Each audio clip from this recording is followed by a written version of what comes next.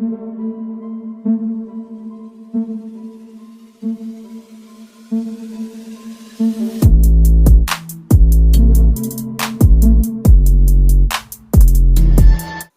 दोस्तों, तो कैसे हैं आप लोग। आई होप आप लोग अच्छे होंगे और स्वस्थ होंगे। अनकैनी स्टोरी स्टॉक में आप सभी का स्वागत है। दोस्तों, आज की कहानी बहुत ही ज़्यादा डरावनी है, क्योंकि दो ऐसे दोस्त जो बचपन के बिछड़े अब मिले हैं, लेकिन उनके साथ कुछ ऐसी घटना हो गई जो कि बहुत ही ज़्यादा डरावनी थी। तो देर नहीं करेंगे, कहानी की तरफ बढ़ेंगे, लेकिन उससे पहले आप चैनल को सब्सक्राइब करें, लाइक कमेंट करें और शेयर कर दीजिए, क्योंकि कहानी बहुत ही ज़्यादा डरावनी है। तो बात करते हैं उत्तर प्रदेश के एक छोटे से गांव की, जहां पर अतुल अपनी पूरी फैमिली के साथ रहता है। उसके मम्मी पापा, दादी बाबा, चाचा चाची। घर बहुत पुराना है, उनके दादा दादी के और पहले का ही है। तो बहुत पुराना घर है और बहुत बड़ा घर है, 2 मंजिला घर है।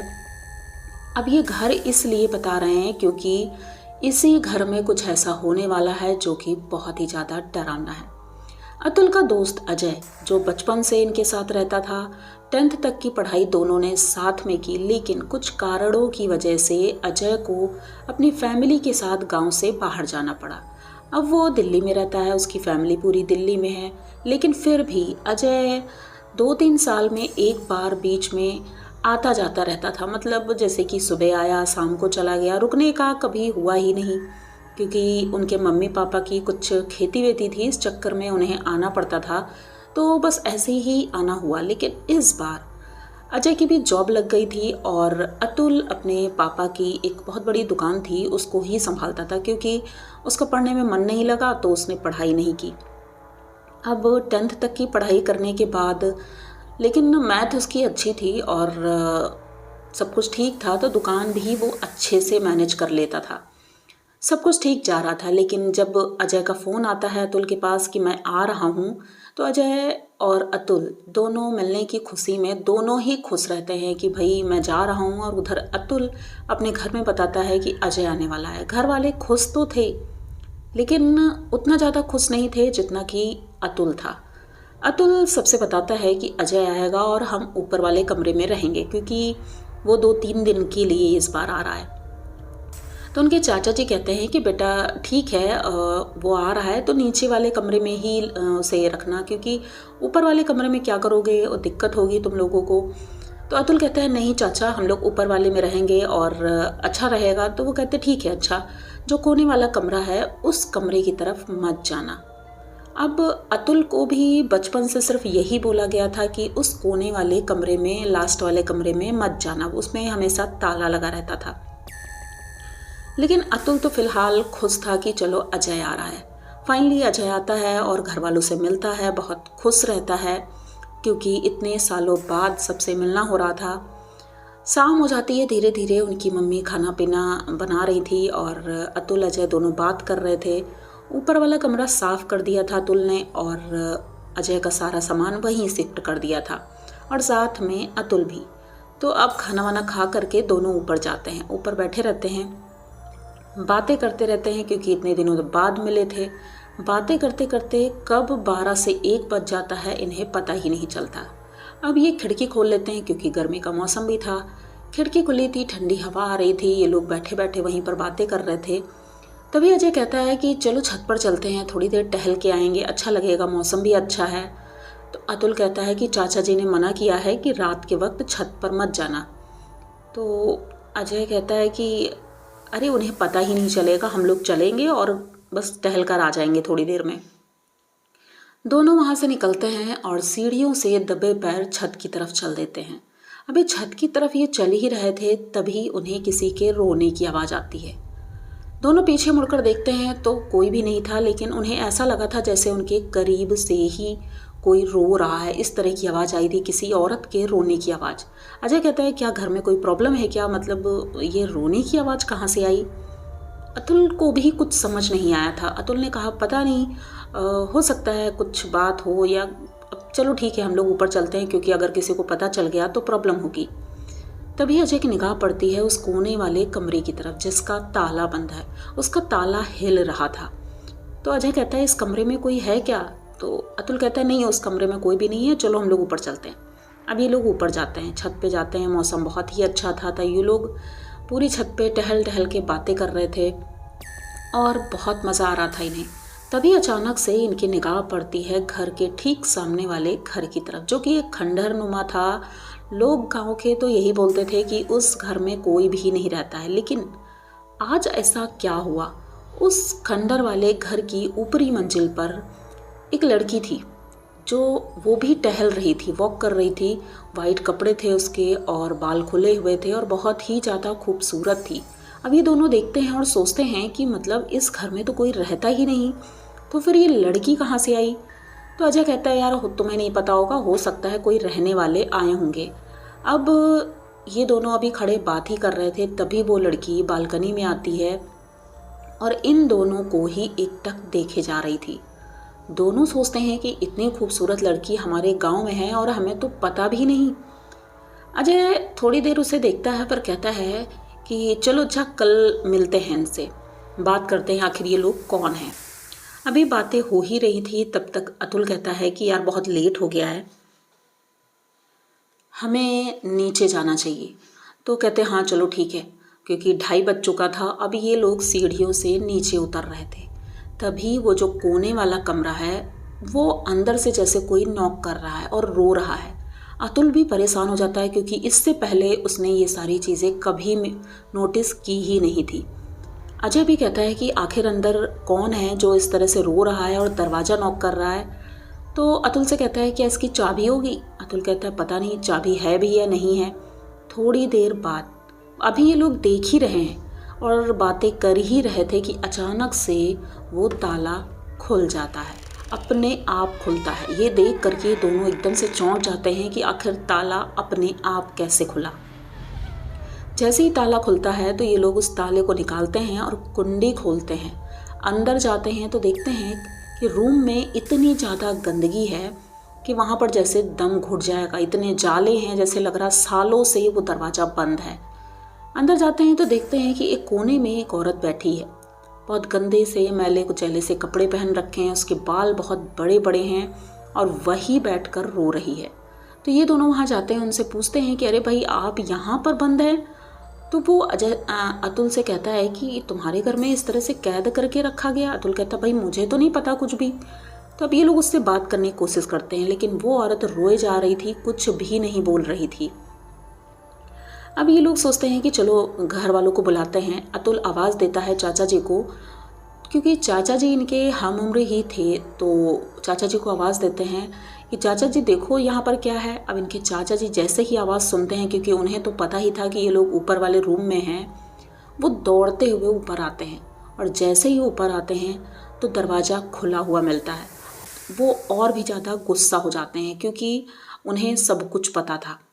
वो अंदर आते हैं और देखते हैं ये दोनों वहाँ खड़े थे और कहते हैं कि तुम दोनों यहाँ क्या कर रहे हो। तो ये दोनों कहते हैं अरे चाचा जी ये चाची कौन है, आंटी कौन है और यहाँ पर बंद क्यों है इस घर में।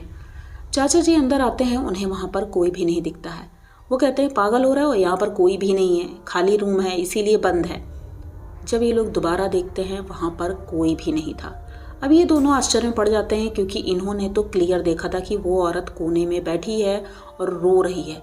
वो चीख चीख कर चाचा जी से बताते रहे, लेकिन चाचा जी दोनों का हाथ पकड़ते हैं और रूम के बाहर ले आते हैं और बहुत ज़्यादा डांटते हैं। कहते हैं ये तुम लोगों ने बहुत बड़ी गलती कर दी है, इसका खामियाजा पूरे घर को भुगतना होगा। अब ये लोग कुछ समझ नहीं पा रहे थे, लेकिन चाचा जी इन्हें समझा करके इनको रूम में भेज देते हैं और कहते हैं कि दोबारा उस रूम की तरफ मत जाना।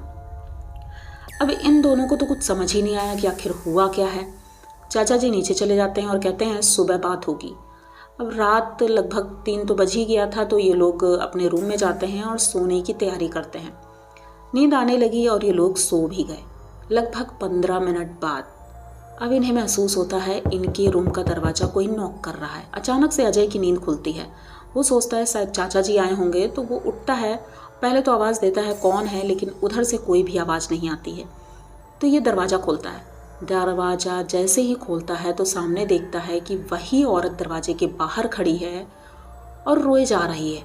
तो अजय उससे पूछता है कि आखिर आप हो कौन और रो क्यों रही हो, और जब चाचा जी आए थे तो आप कुछ बोली क्यों नहीं और कहाँ गायब हो गई थी। वो कुछ नहीं बोलती है। फिर कहता है कि ठीक है, अच्छा आप अंदर आइए, पानी पीजिए। वो अंदर आ जाती है। ये पानी लेने के लिए बगल में एक घड़ा रखा था, उस घड़े से पानी निकालता है और जैसे ही पीछे मुड़ता है वो औरत अब फिर से अजय को नहीं दिख रही थी। अतुल अभी भी सो रहा था। अब ये पूरे कमरे में देखता है लेकिन वो औरत कहीं नहीं दिखती है। दरवाज़ा खुला हुआ था तो उसे लगा शायद वो चली गई होगी। ये दरवाज़ा बंद करके फिर से लेट जाता है और सोचता है अजीब है, पता नहीं इनके घर में क्या हो रहा है। सोने की कोशिश करता है लेकिन अब उसे नींद नहीं आ रही थी, क्योंकि उस औरत का चेहरा आज भी उसके आँखों में जैसे घूमता रहता है, क्योंकि वो चेहरा ही बड़ा भयानक था। वो बूढ़ी औरत थी, बाल एकदम सफ़ेद थे, अजीब सी आंखें थी। तो ये बस सोने की कोशिश कर रहा था, तभी अचानक से देखता है कि बगल में अतुल नहीं है, वही औरत लेटी है और एकटक अजय को देख रही है। अजय बहुत ज़्यादा डर जाता है, फिर चीख करके उठता है। उसकी चीख की आवाज़ से पूरा घर एकदम से उठकर भागता है ऊपर की तरफ। सब ऊपर जाते हैं तो देखते हैं अजय एक कोने में बैठा हुआ है और अतुल रूम में है ही नहीं। अब घर वाले परेशान होते हैं, अजय से पूछते हैं अजय लेकिन कुछ बोलने की स्थिति में था ही नहीं। वो डर की वजह से इतना थर थर काँप रहा था। तो घर वाले उसे संभालते हैं, फिर अतुल को ढूंढा जाता है। पता चलता है कि वो जो कोने वाला कमरा था उसका दरवाज़ा खुला हुआ है और अतुल उसी रूम में सो रहा है। ये देखते ही उनके दादाजी तो बहुत ज़्यादा गुस्सा होते हैं कि फाइनली जो नहीं होना था वो हो गया है। अब ये लोग उसी दिन तय करते हैं कि भाई तांत्रिक को बुलाना होगा। तांत्रिक को बुलाते हैं, पर अजय और अतुल की हालत दोनों की बहुत ज़्यादा ख़राब हो रही थी। दोनों को होश ही नहीं था, बस चीख रहे थे, चिल्ला रहे थे, अपना सर दीवार में पटक रहे थे। अतुल मतलब वो तो सो गया था उस रूम में, लेकिन उसके साथ क्या हुआ उसे पता नहीं। उसके शरीर में चोटों के निशान थे, जैसे किसी ने मारा हो। तांत्रिक आता है, तांत्रिक देखते ही समझ जाता है और वो कहता है कि ये उसी डायन का काम है जो तुम्हारे घर में सालों से रह रही है और इन लोगों ने बहुत बड़ी गलती कर दी है। मैंने तो उस ताले को बंद कर दिया था, फिर ये खोल करके इन लोगों ने बहुत गलत किया है। तांत्रिक अपनी तरफ से पूरा प्रयास करते हैं उन दोनों को ठीक करने की, लेकिन कहते हैं इतनी जल्दी ये चीज़ें ठीक नहीं होती हैं। धीरे धीरे चीज़ें ठीक हुई, लेकिन तांत्रिक ने इस बार पूरा सलूशन किया। उस डायन की आत्मा को अपने साथ कैद करके ले गया और कहा कि मैं ले करके तो जा रहा हूँ, लेकिन फिर भी इस कमरे में दोबारा कोई मत जाना। वो बंद कर देता है कमरा, क्योंकि कहता है आत्मा तो मैं ले जा रहा हूँ लेकिन वो इस स्थान पर रही है, इसलिए उसका असर यहाँ पर होगा। अब वो चले जाते हैं। धीरे धीरे ये दोनों ठीक होने लगते हैं। लगभग 1 हफ्ता से ज़्यादा लग गया इन लोगों को नॉर्मल होने में। जब नॉर्मल होते हैं तब अजय पूरी बात पूछता है घर वालों से, तो घर वाले बताते हैं बेटा हमें तो कुछ नहीं पता, लेकिन दादाजी बताते हैं कि उनके पिताजी के समय में एक औरत थी जो इनकी परिवार की ही एक सदस्य थी। वो पता नहीं कैसे डायन बन गई। गांव वाले उसे डायन कहते थे क्योंकि वो तंत्र विद्या करती थी और अपने उसी कमरे में रहती थी। तो इस वजह से घर वालों ने उसे निकाल ही दिया था। एक तरह से वो अकेली ही रहती थी ऊपर। लेकिन अब उसकी हरकतें इतना बढ़ने लगी थी कि उसने पूरे घर के ऊपर तंत्र करना शुरू कर दिया था, जिस वजह से उसको बंद कर दिया गया उस कमरे में बाहर से और एक दिन उसकी मौत हो जाती है। उसकी इन हरकतों की वजह से हम लोग तो परेशान थे ही, गांव के लोग भी बहुत परेशान थे, क्योंकि उसने जब वो तंत्र सीख रही थी तो उसने एक्सपेरिमेंट के तौर पर बहुत लोगों का इस तरह से शोषण किया है। लोग बहुत परेशान हुए थे। लेकिन जब वो मर गई उसके बाद से उसकी आत्मा परेशान करने लगी।